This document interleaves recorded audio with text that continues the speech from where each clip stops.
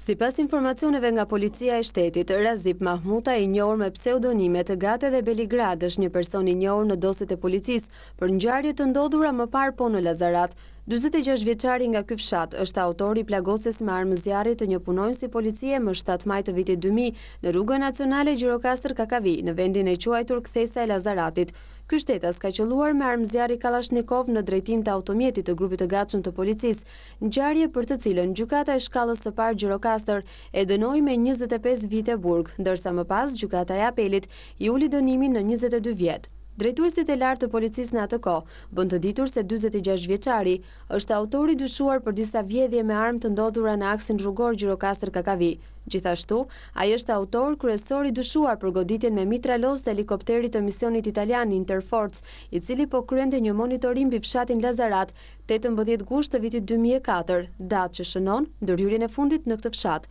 Mahmuta i rezulton të jetë arrestuar më 27 shtator të vitit 2004 pas negociatave dhe ndërmjetësimit nga autoritetet vendore, por nga 22 vjet ka kryer vetëm 2 vjet për shkak se përfitoi nga amnistia e presidentit Alfred Mojsiu përmes dekretit të vitit 2006. Ndërkaq në dosjen e tij kriminale, Mahmuta është autori dyshuar i goditjes me mitraloz të rënd ndaj forcave të policisë nga banesa e tij, ngjarje e ndodhur më datë 12 shtator të 98-s, ku si pasojë mbetën të plagosur 8 punonjës policia.